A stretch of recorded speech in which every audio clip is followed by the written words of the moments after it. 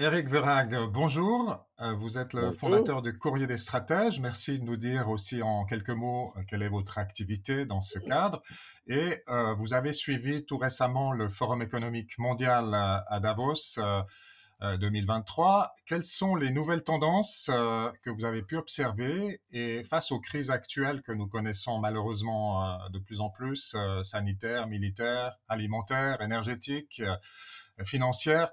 Quel est le rôle que joue le Forum économique mondial et Klaus Schwab, son président, dans l'évolution, les risques d'évolution totalitaire de nos sociétés? Alors, vous posez beaucoup de questions, cher Daniel, en même temps, donc je vais essayer de répondre une à chacune de ces questions. D'abord, le Courrier des Stratèges, merci de le mentionner, c'est un site d'information en ligne qui est plutôt de tendance libérale, libertarienne, donc attaché à l'ordre spontané des sociétés, hein, et qui fait des publications quotidiennes. Nous avons environ entre 15 et 20 articles par jour. Nous allons d'ailleurs développer l'activité éditoriale grâce à nos investissements permanents. Donc dans cette affaire, merci en effet de souligner que l'un des points d'accroche du Courrier des Stratèges, c'est de beaucoup parler de la question du nouvel ordre mondial, de la mondialisation et d'évoquer la mise en place d'un capitalisme de surveillance après un capitalisme de connivence, hein, qui est notamment l'affaire du Forum économique de Davos. De notre point de vue, il y a aujourd'hui deux principales forces qui sont à l'œuvre pour mettre en place ce capitalisme de surveillance. Ce sont les néoconservateurs américains et leur influence permanente aux États-Unis. Et c'est le Forum économique de Davos qui, de notre point de vue, et je vais en dire quelques mots, est très perméable à l'influence chinoise et à la vision autoritaire que la Chine peut avoir du développement économique. Et le forum de cette année a d'ailleurs confirmé, mais on va en reparler sans doute, cette tendance, puisque très peu de politiciens, très peu d'élus, hein, très peu de gouvernants occidentaux sont venus participer au forum. Et plus que jamais, on y a senti l'influence du modèle chinois qui a un vrai impact sur la conception, j'allais dire, suisse, helvétique de la mondialisation, si on peut admettre que le forum de Davos incarne une conception helvétique de la mondialisation.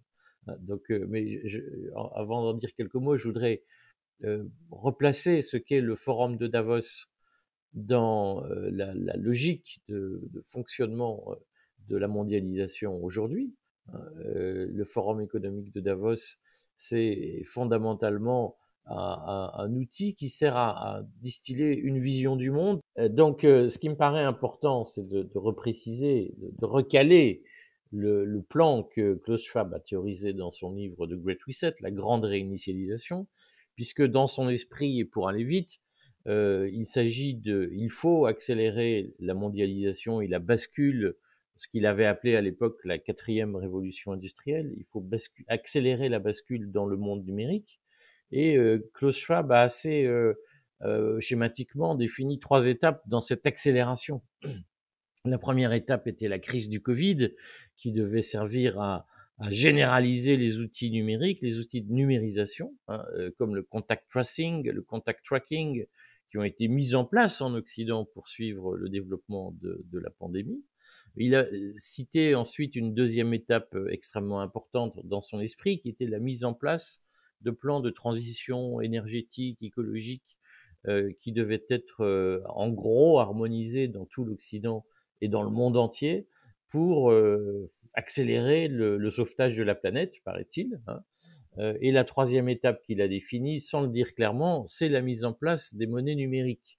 C'est-à-dire qu'on voit bien que dans son esprit, dans ce qu'il nous a expliqué, dans la grande réinitialisation, il y a bien un plan de continuité de cette bascule vers la numérisation de la société, vers la quatrième révolution industrielle. Aujourd'hui, nous avons passé l'étape du Covid, telle qu'il l'avait décrite. Nous en sommes au plan de transition énergétique qui se met en place d'ailleurs en Occident exactement dans les conditions qu'il avait préconisées, c'est-à-dire que selon Schwab, juste après l'épisode Covid, il fallait profiter de la sidération des peuples pour prendre des mesures fortes en matière de transition énergétique. Et c'est ce qu'on voit aujourd'hui, particulièrement d'ailleurs dans l'Union européenne, mais aussi aux États-Unis, où l'Inflation Recession Act, dont on parle tant, est une loi qui officiellement combat l'inflation, mais qui dans la pratique vise à subventionner l'industrie verte américaine, l'industrie de la transition énergétique. On le voit en Europe où l'ensemble du grand emprunt de près de 1000 milliards, 750 milliards qui a été fait, est un emprunt qui vise à financer des investissements dans le domaine de la transition énergétique.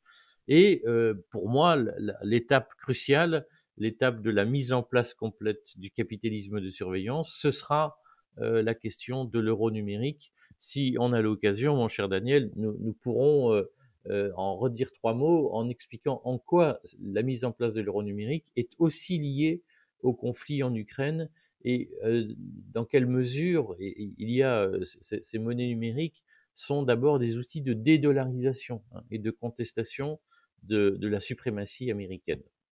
Écoutez, ce panorama est extrêmement intéressant et on va en reparler, j'espère. J'aimerais juste, à ce stade, vous poser la question, en fait, cette deuxième phase, cette deuxième étape, elle n'a pas que des aspects négatifs. Si on prend la lutte contre les pollutions, le fait d'avoir une transition énergétique, d'aller vers des énergies renouvelables, c'est pas mauvais en soi. Non.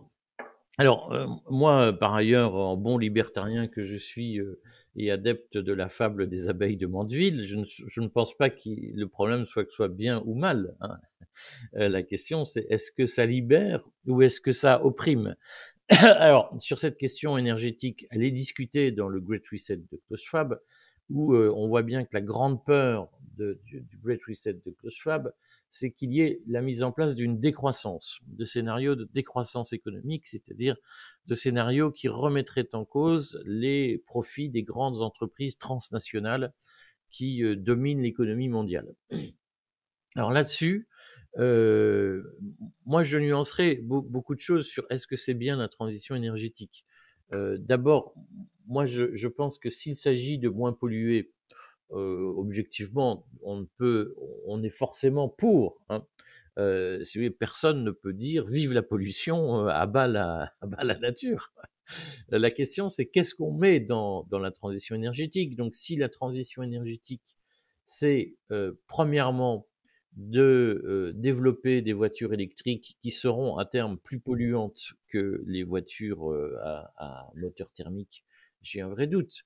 S'il s'agit de mettre en place des énergies renouvelables qui ne suffiront pas à combler les déficits énergétiques liés à l'abandon des énergies fossiles, nous aurons un problème. Et ce que moi j'ai surtout retenu du plan de transition énergétique de Klaus Schwab, c'est qu'il, en gros, a compté que d'ici à 2030, ce plan énergétique de transition énergétique apporterait 10 000 milliards de dollars de bénéfices, de chiffre d'affaires, pardon, aux entreprises de la transition énergétique. Or, je ne suis absolument pas convaincu que tout le monde ait bien compris que la transition énergétique aujourd'hui soit un marché. Et ce qui me gêne profondément, c'est que ce marché, il consiste à utiliser l'argent des impôts, puisque ces plans de transition énergétique sont des plans financés par l'impôt, hein, c'est des plans de subvention publique. Et donc aujourd'hui, ce qu'on appelle la transition énergétique, ça consiste à confisquer 10 000 milliards de dollars en 10 ans dans la poche des contribuables pour les faire passer dans les poches de quelques producteurs d'éoliennes, de moteurs électriques, de batteries électriques, avec des considérants, hein, des intentions géopolitiques qu'on ne peut pas ignorer. C'est-à-dire que lorsque l'Union européenne annonce qu'en 2035, il n'y aura plus de mise en vente de nouveaux modèles de voitures thermiques en Europe, on sait très bien que l'objectif est de tuer l'industrie automobile allemande. Alors personnellement, je n'ai jamais une grande admiration pour l'Allemagne, mais il faut reconnaître que si la transition énergétique, l'objectif caché de la transition énergétique est de s'aborder l'industrie européenne au profit de l'industrie chinoise qui s'est positionnée sur les voitures électriques, au profit de l'industrie américaine qui va bénéficier de subventions massives pour créer des voitures électriques américaines, on a un problème. Si la transition énergétique, son vrai moteur, c'est la disparition de l'Europe en tant que puissance industrielle et économique, on a un sujet, hein. Et là-dessus, je pense qu'il y a euh, extrêmement, il y a énormément d'impensés, énormément de silence, énormément de tabous autour de cette notion de transition énergétique. Alors évidemment, tout le monde est pour le sauvetage de la planète, si vous voulez. Si on parvient à nous faire croire que nous allons disparaître dans 20 ans, on dit est-ce que vous voulez survivre? Oh, tout le monde va dire oui. Mais personne ne vous dit que derrière ce motto, comme on dit, il y a des calculs géopolitiques, il y a des calculs économiques, il y a des calculs financiers qui sont extrêmement importants et qui ne sont pas délibérés démocratiquement. Alors parlons de tous ces calculs géopolitiques. Juste, je lance la discussion. Klaus Schwab, en tant qu'Allemand, n'a aucun état d'âme à tuer l'industrie automobile allemande. Et donc, pour quel motif géopolitique est-il prêt à faire ce sacrifice de l'Europe? Alors, aujourd'hui, on a deux sujets, si vous voulez. C'est d'abord que personne n'interroge Klaus Schwab. Klaus Schwab a très bien organisé sa communication pour finalement ne jamais être passé sur le grill, c'est-à-dire qu'il ne laisse jamais aucun journaliste l'approcher en lui disant mais Monsieur Schwab, expliquez-nous, hein. Et encore encore une fois dans le forum de la semaine dernière, on a vu des journalistes indépendants, essayer pardon, d'approcher Klaus Schwab et Klaus Schwab les repousser en disant je vous parle pas. Deuxièmement, il est à peu près interdit d'aborder ces questions puisque discuter du Great Reset et ça a été une très belle opération de communication là aussi de Klaus Schwab, discuter du Great Reset est réputé complotiste. C'est-à-dire que lorsque vous dites, mais il y a un forum économique chaque année qui réunit des milliers de personnes, des milliers de puissants du monde entier avec des projets qui sont écrits, et voilà, quels sont ces projets? On dit, ah, vous êtes complotiste. Et donc, l'opération a été très bien montée. Donc aujourd'hui, on ne sait pas exactement ce que pense Klaus Schwab. Ce qu'on sait, c'est que l'influence chinoise y a grandi. Klaus Schwab a été personnellement décoré de je ne sais plus quel ordre chinois par Xi Jinping, ce qui n'est pas rien, hein. Et il est même parvenu à faire parler Xi Jinping 2 fois au Forum économique de Davos. Donc moi, ma conviction, c'est que euh, aujourd'hui, il y a un calcul économique caché chez Klaus Schwab qui part du principe que l'Europe aura sa place en tant que puissance numérique et que l'industrie doit être d'une façon ou d'une autre sous-traitée à la Chine ou à l'Asie. Et je pense que Klaus Schwab considère que l'Occident doit être une espèce d'univers tertiaire, hein, avec des services, essentiellement du codage informatique, des outils numériques, et que l'industrie la plus salissante doit être déléguée à la Chine. Ce qui est la logique que nous connaissons en Europe depuis une trentaine d'années, puisque l'intégration de la Chine à l'OMC a conduit en réalité à transformer la Chine en usine du monde ou en parc industriel du monde et à vider le reste du monde de son industrie, ou en tout cas d'affaiblir considérablement l'activité industrielle du reste du monde, sauf l'Allemagne qui a résisté. Et on peut penser que cette résistance, cette opiniâtreté allemande commence à beaucoup agacer un certain nombre de décideurs partisans de la mondialisation. Il ne faut pas oublier, si vous voulez, que le grand ennemi de Klaus Schwab, l'ennemi déclaré, c'est ce qu'on appelle le populisme. Et depuis plusieurs années, le Forum économique de Davos publie régulièrement des analyses de risque, de risk management, comme on dit, où la révolte populaire est considérée comme la révolte populiste, hein, parce qu'on est parvenu à faire un synonyme entre les deux, est considérée comme le principal risque non maîtrisable de la planète avec la chute d'astéroïdes. Et donc, aujourd'hui, il y a cette grande crainte chez un Schwab, mais chez beaucoup de leaders mondialistes, de l'émergence ou de la reviviscence des États-nations, sous la forme de révolte populaire et de revendication d'avoir leur gouvernement, leur vision du monde, etc. Et donc, il y a un pari, mais qui a été le pari d'une grande partie de l'élite allemande après 1945, hein, qui a été de dire que l'avenir était dans les constructions transnationales ou multinationales ou multilatérales. l'Union européenne, l'OTAN, l'OMC, l'ONU. Et d'une certaine façon, il y a chez Klaus Schwab, qui est un héritier de la grande bourgeoisie active dans le nazisme, il y a eu dans cette classe allemande qui a été qui s'est fait discrète après la guerre pour échapper à la dénazification, il y a eu chez ces gens-là la conviction que l'avenir était aux instances multilatérales, l'avenir était à la mondialisation, hein, que d'une certaine façon, le projet de domination des peuples n'était plus seulement une question liée à l'Allemagne, mais devait être un projet mondialiste. Ça, fondamentalement, il y a eu cette idée, tout le monde en a beaucoup parlé, je ne fais pas partie de ceux qui épiloguent longuement sur le sujet, mais la place de Walter Hallstein dans la construction de la communauté européenne après, à partir de 1957, donc, qui a été le premier président de la commission et qui était un dignitaire nazi, montre qu'il y a eu un transfert, comme on dit en psychanalyse, vers les instances multilatérales, un transfert du projet national allemand.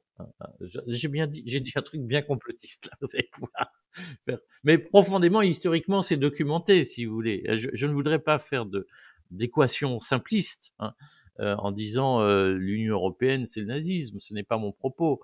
Je veux juste dire que effectivement, chez un Schwab dont la famille était une famille d'industriels qui a prospéré sous le nazisme, et Schwab a connu cette époque puisqu'il est né en 1938, il y a eu un ralliement assez naturel à la mondialisation à travers ces grands blocs régionaux comme l'Union européenne, etc.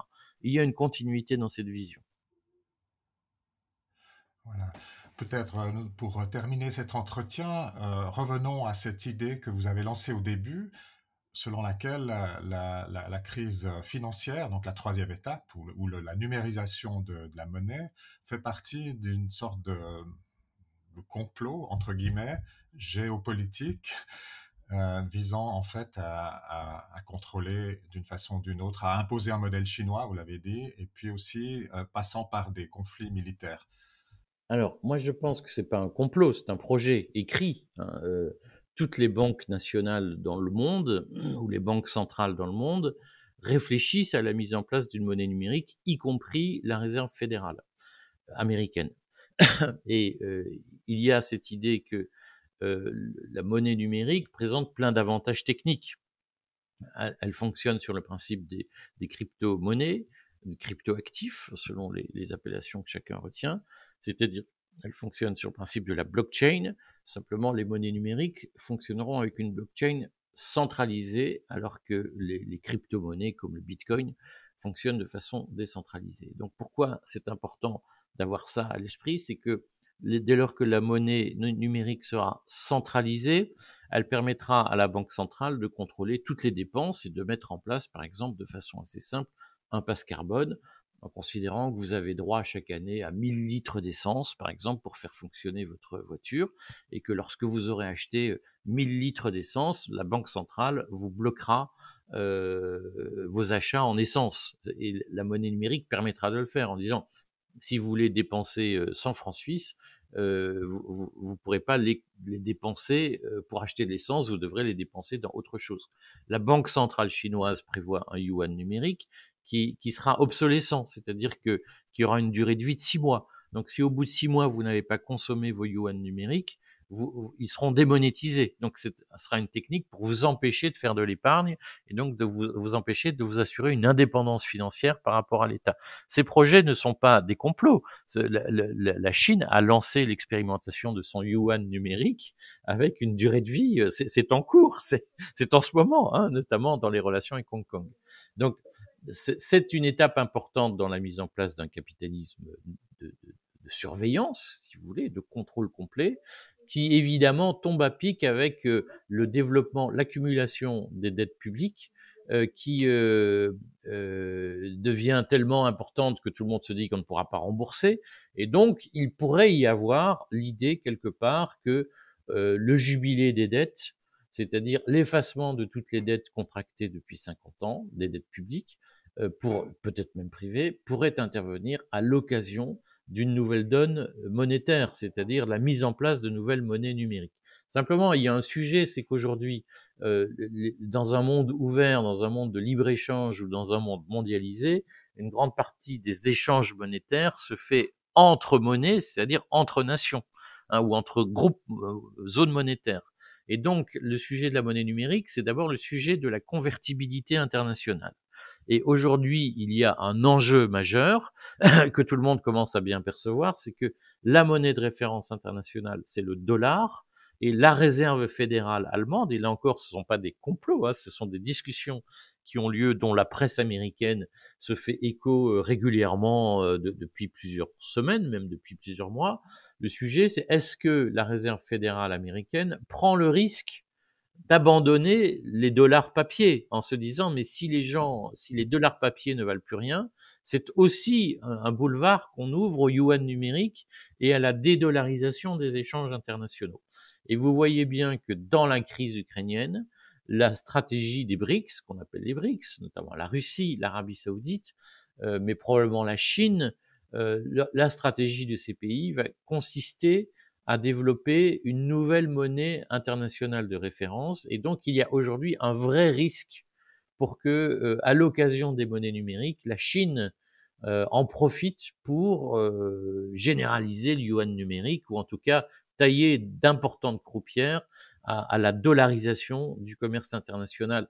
Et je crois qu'on ne peut pas comprendre le conflit en Ukraine et les stratégies de reconstruction russe, indienne, brésilienne, sans avoir à l'esprit que les projets de monnaie numérique sont programmés, hein, et je le redis, ce ne sont pas des complots, ce sont des programmes, et que il y a une instrumentalisation du conflit en Ukraine pour accélérer la dédollarisation des échanges internationaux. Ça, c'est, je crois, une tendance qui se dégage. Voilà. Donc, juste pour conclure très rapidement, et puis nous donner aussi peut-être une note d'espoir ou une piste d'action, quelles sont les options que nous avons, nous, les citoyens, pour contrôler, pour contrer ces tendances et ces projets? Alors, je crois qu'il faut, vous savez, je défends 2 idées. La 1re idée, c'est que d'abord il faut s'informer, c'est essentiel. S'informer aux bonnes sources, comme le Courrier des stratèges, comme le Covid Hub en Suisse. Et surtout, moi je suis un grand adepte de la sécession. C'est-à-dire que je crois que, de façon pacifique et légale, nous devons nous retirer du fonctionnement de ce capitalisme de connivence qui est en train de muer vers un capitalisme de surveillance, et nous devons nous organiser entre nous, pour avoir nos propres réseaux d'alimentation, de production, d'échanges intellectuels, et nous ne devons plus nous occuper d'eux. Voilà, nous devons faire sécession de la caste. J'ai d'ailleurs écrit, j'en profite pour faire de la publicité, un livre sur ce sujet qui est sorti au mois d'octobre, et l'association Rester Libre que j'ai fondée porte vaillamment les sujets de sécession et les fiches, fait des fiches de sécession pour les sections locales de citoyens. Et bien sûr, en vous remerciant, nous allons mettre un lien pour votre livre, évidemment. Et encore une fois, un grand merci pour cet entretien passionnant et C'est moi qui j'espère vous qu'il aura une remercie. suite. À bientôt. J'espère. À bientôt. Au revoir.